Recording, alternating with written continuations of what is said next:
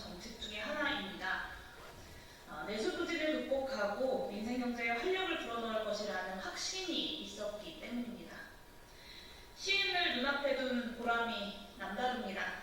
국민의 위대함을 다시금 깨닫습니다.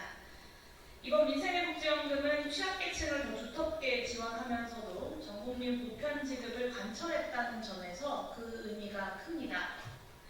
한기 소비 성향이 높은 저소득 취약계층에게 충분한 액수의 추가 지원은 재정 지출의 승수 효과와 사회적 정당성을 동시에 제고합니다.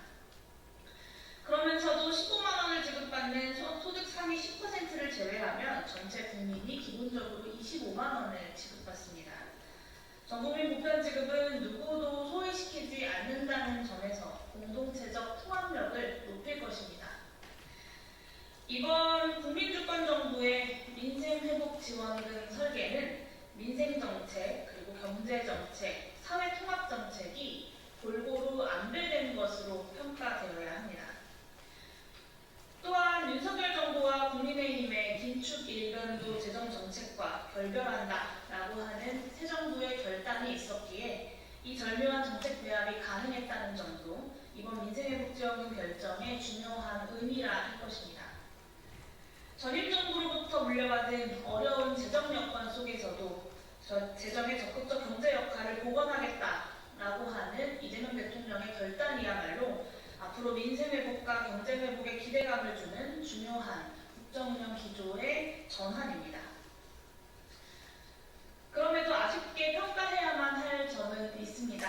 저는 민생회복지원금과 같은 내수진작 경제정책이 우리 경제가 정상회복 궤도에 들어설 때까지는 상시화될 필요가 있다라고 주장해왔습니다. 그런 점에서 차등 지급보다는 모든 국민에게 같은 액수를 지급하되 지원금의 과세소득화를 통해서 선별적으로 환수하는 정책을 제안해 왔습니다. 이번에 소득 상위 10%는 평균적인 25만 원보다 적은 15만 원을 지급받게 됩니다. 상위 10%의 선별에 드는 행정 낭비는 물론 그 소득을 어느 때 기준으로 어떤 대리지표로 확정할 것인지를 놓고 여전히 형평성 문제가 잠복해 있습니다. 지원금의 과세소득화는 지원금을 지급받는 바로 그 해의 소득을 기준으로 소득이 클수록 차등적으로 더 많이 환수될 수 있으므로 행정적 효율성을 제고하고 형평성 시비를 불식시킵니다. 이런 장점에 더해서 재정의 적극적 경제 역할을 위한 바람직한 조세 정책의 작은 원형으로서도 의미가 있다고 할 수 있겠습니다. 민생회복지원금은 결코 일회성 정책이 아닙니다. 앞으로 민생회복지원금을 내수진작 경제정책으로서 수시로 또 적극적으로 활용하기 위해서는 결국 과세소득화가 가장 우수한 방식이다라는 점을 정부 여당에 다시금 호소합니다. 중장기적인 정책 추진을 위해서라도 이 점을 진지하게 검토해 주실 것을 정부 여당에 요청합니다.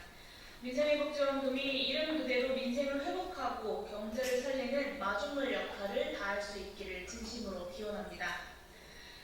기본소득당은 다가오는 국회 추경심의 과정에서도 전국민 민생회복지원금 지급이 완수될 수 있도록 최선을 다하겠습니다.